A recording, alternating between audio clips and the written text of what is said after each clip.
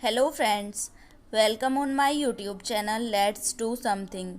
जैसे कि इस चैनल पर आपको रोज़ कुछ ना कुछ नया मिलता रहता है, तो इस चैनल को हम कह सकते हैं कि इसमें बहुत सारी डिफरेंट बातें आपको मिलेंगी। तो मेरी अपडेट्स लेने के लिए मेरे चैनल को लाइक करें, शेयर करें और सब्सक्राइब करें। आइए आज देखते हैं हम न्यू एजुकेशन पॉलिसी के वन लाइनर महत्वपूर्ण प्रश्न, जो आपके लिए आने वाली परीक्षाओं में बहुत उपयोगी सिद्ध होंगे। आइए हम देखते हैं पहला प्रश्न क्या है कि एनईपी को मंजूरी कब मिली। न्यू एजुकेशन पॉलिसी को मंजूरी मिली थी 29 जुलाई 2020 को। कितने साल बाद नई शिक्षा नीति आई। ये नई शिक्षा नीति आई 34 साल बाद। इससे पहले की शिक्षा नीति आई थी 1986 में, तो 1986 से अब 2020 में आई, जिसमें इसको 34 साल हो गए। मानव संसाधन मंत्रालय का नाम बदलकर क्या कर दिया गया। ये बदलकर कर दिया गया शिक्षा मंत्रालय। अब जो मानव संसाधन मंत्रालय था उसको शिक्षा मंत्रालय के नाम से जाना जाएगा। भारत के इतिहास में अब तक कितनी बार शिक्षा नीति आ चुकी है। ये आ चुकी है 3 बार। सबसे पहली बार कौन सी आई थी। सबसे पहली बार आई थी 1968 में, जब इंदिरा गांधी का शासन था। उसके बाद आई 1986 में राजीव गांधी के शासनकाल में, और उस अब आई है 2020 में नरेंद्र मोदी के राज में। नई शिक्षा नीति किसकी अध्यक्षता में बनी। ये बनी है कस्तूरी रंगन की अध्यक्षता में, जो जाने माने वैज्ञानिक हैं, इसरो के चेयरमैन रह चुके हैं ये। नई शिक्षा नीति में किस कोर्स को ख़त्म कर दिया गया है। ये ख़त्म कर दिया गया है एमफिल को ख़त्म कर दिया गया है। नई शिक्षा नीति का लक्ष्य कब तक 3 से 18 आयु वर्ग के बच्चों को गुणवत्तापूर्ण शिक्षा प्रदान करना है। ये प्रदान करना है 2030 तक का लक्ष्य निर्धारित किया गया है। जीडीपी का कितने प्रतिशत शिक्षा में लगाने का लक्ष्य रखा गया है। ये लक्ष्य रखा गया है 6%। पहले ये कितना था 4.43%, लेकिन जब से नई शिक्षा नीति आई है तो इसमें लक्ष्य रखा गया है कि शिक्षा पर इतना खर्च किया जाएगा। नया शिक्षा फॉर्मेट क्या है। नया शिक्षा फॉर्मेट है 5+3+3+4। इसको हम आगे समझेंगे। इस क्लास से वोकेशनल कोर्स शुरू कर दिया गया है। वोकेशनल कोर्स शुरू कर दिया गया है 6 क्लास से। जैसे कि वोकेशनल कोर्स में कोई भी सिलाई, कढ़ाई, बुनाई, कुछ भी ऐसा कार्य सिखा सकते हैं।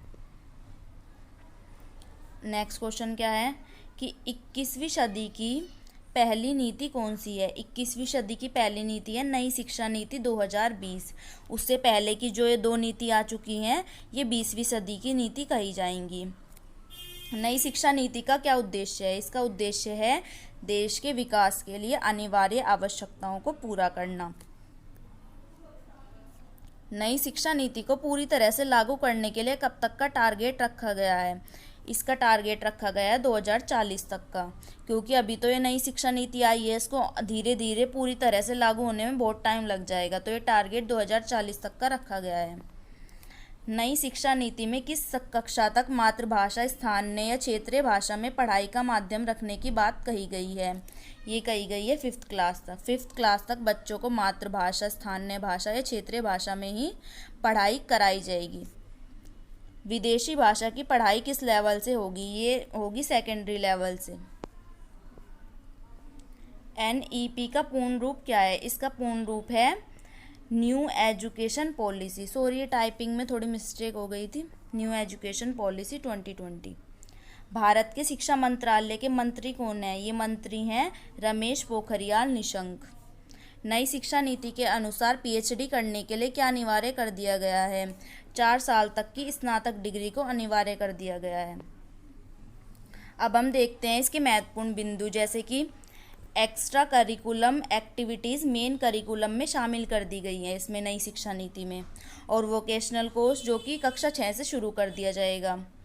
नई नेशनल करिकुलम फ्रेमवर्क तैयार। बोर्ड एग्ज़ाम 2 भागों में होगा। अब सेमेस्टर वाइज एग्ज़ाम होंगे 9 to 12 में। रिपोर्ट कार्ड में लाइफ स्किल्स शामिल। रिपोर्ट कार्ड में जो भी आपकी स्किल्स होंगी उनको भी ऐड किया जाएगा, लिखा जाएगा उनको। साल 2030 तक हर बच्चे के लिए शिक्षा सुनिश्चित करना, ये लक्ष्य रखा गया है। अब न्यू एजुकेशन पॉलिसी 2020 में क्या होगा, 3 या 4 साल का होगा स्नातक। स्नातक में प्रवेश लेने के बाद 3 साल पढ़ाई करना अनिवार्य नहीं होगा। नई शिक्षा नीति लागू होने के बाद स्नातक 3 से 4 साल तक होगा। इसी बीच किसी भी तरह से अगर बीच में छात्र पढ़ाई छोड़ता है तो उसका साल खराब नहीं होगा। 1 साल तक अगर हमने पढ़ाई कर ली तो उस छात्र को मिल जाएगा प्रमाण पत्र, और 2 साल पढ़ाई करने वाले को डिप्लोमा, और पूरा कोर्स पूरा अवधि पूरी करने वाले को डिग्री प्रदान की जाएगी।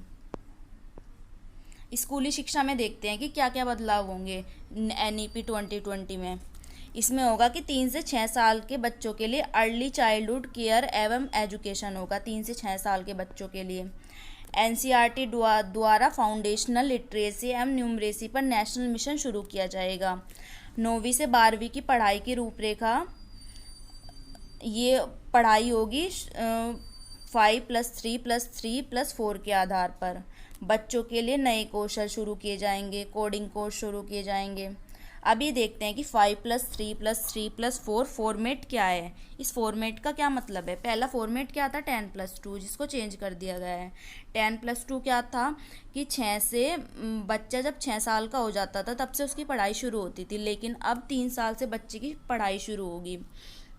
3 साल से 6 साल तक उसका प्री स्कूलिंग होगी इसकी एक तरह से। इसमें 5 का अर्थ क्या है कि 3 साल तक बच्चे की प्री स्कूल और उसके बाद के 2 साल पहली और दूसरी कक्षा के। फिर 3 का अर्थ क्या हुआ कि तीसरी, चौथी और 5वीं क्लास। इसके बाद के 3 का अर्थ हुआ 6ठी, 7वीं और 8वीं कक्षा। आखिर वाले 4 का अर्थ हुआ 9वीं, 10वीं, 11वीं, 12वीं। पहले सिंपली बस 10+2 था, लेकिन अब इसको 4 भागों में डिवाइड कर दिया गया है। यानी अब बच्चे 3 साल की उम्र में फॉर्मल स्कूल में जाने लगेंगे। 6 साल की उम्र में बच्चा पहले की